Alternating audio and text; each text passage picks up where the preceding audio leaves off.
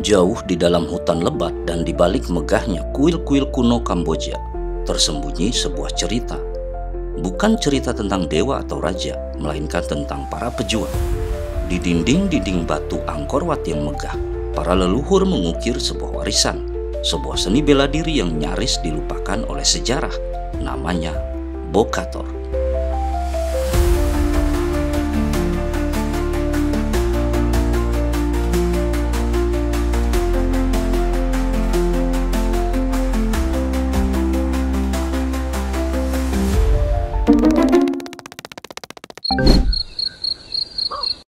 Sebelum lanjut, jangan lupa untuk dukung terus channel ini dengan cara like video, klik subscribe, dan nyalakan lonceng notifikasinya. Terima kasih. Jadi, apa sebenarnya Bokator? Bokator atau Kun Bokator, yang artinya seni memukul singa, adalah seni bela diri medan perang Kamboja kuno. Seni ini diakui oleh UNESCO sebagai salah satu sistem pertarungan tertua di dunia. Tradisi lisan menyebutkan bahwa Bokator adalah sistem pertarungan jarak dekat yang digunakan oleh para prajurit Kamboja, bahkan sebelum Kekaisaran Khmer berdiri. Seni bela diri ini mencakup teknik tangan kosong, gulat, dan penggunaan senjata.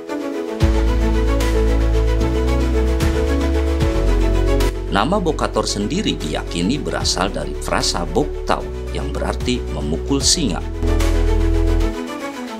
Menurut mitos, asal-usulnya, nama itu muncul setelah seorang prajurit berhasil mengalahkan singa yang menyerang desanya hanya dengan tangan kosong.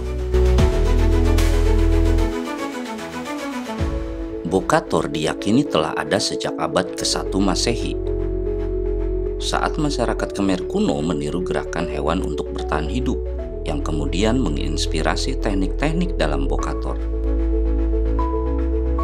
Seni ini terukir dalam sejarah dengan prasasti abad ke-7 yang memuji ilmu pertempuran Raja Jayawarman ke-1.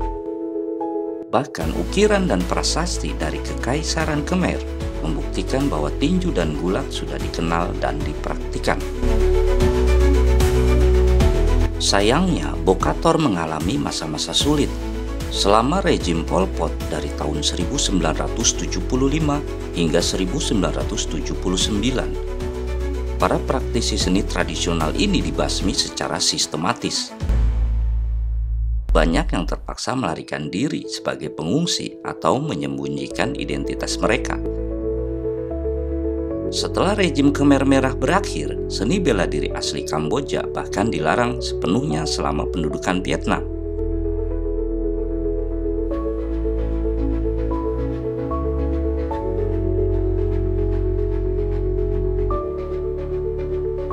Namun Bokator bangkit kembali berkat usaha seorang pria bernama San Kim Sin. Setelah melarikan diri ke Amerika Serikat, ia kembali ke Kamboja pada tahun 1995 dengan tekad untuk menghidupkan kembali seni yang hampir punah ini.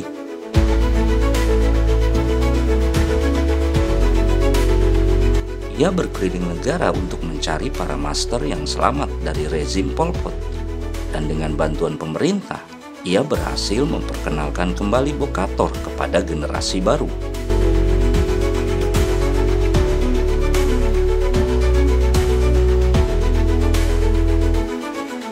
Gaya Bokator sangat unik. Selain pertarungan tangan kosong, ia juga menggunakan berbagai senjata seperti tongkat dan pedang. Gerakannya didasarkan pada serangan siku, lutut, tendangan tulang kering, kuncian, dan bahkan pertarungan di tanah. Para praktisi Bokator mengenakan seragam tentara Khmer kuno, lengkap dengan kerama, sebuah syal khas Kamboja yang dilipat di pinggang. Kerama tidak hanya sebagai hiasan, tapi juga bisa digunakan sebagai senjata untuk menarik, mencekik, atau mengunci sendi lawan.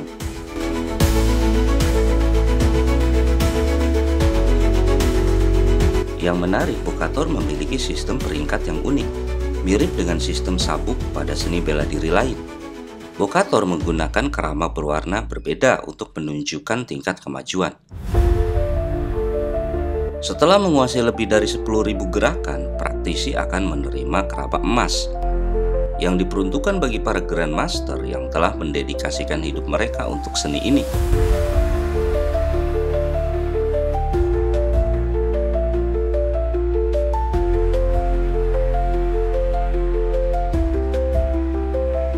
Banyak teknik bokator terinspirasi dari alam dan hewan, seperti harimau, singa, gajah, hingga buaya.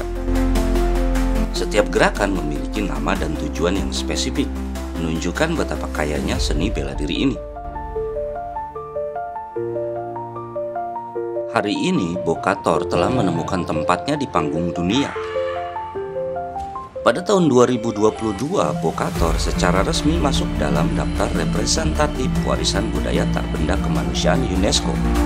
Puncaknya, bokator ditambahkan sebagai disiplin baru untuk Pesta Olahraga Asia Tenggara pada tahun 2023. Di Kamboja ada sekitar 7.000 praktisi bokator.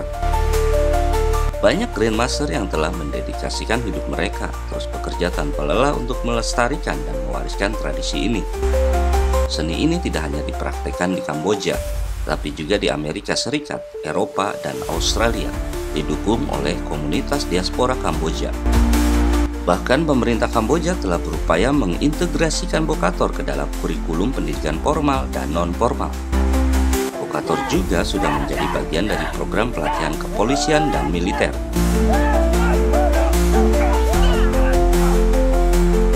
Dari ukiran batu kuno hingga arena olahraga modern, bokator bukan hanya sekedar seni bela diri. Ia adalah jiwa pejuang Kamboja, sebuah warisan budaya yang penuh makna dan terus hidup melalui keringat, dedikasi, dan semangat para master dan muridnya. Bokator berhasil bangkit dari kegelapan sejarah dan kini berdiri tegak sebagai kebanggaan sebuah bangsa.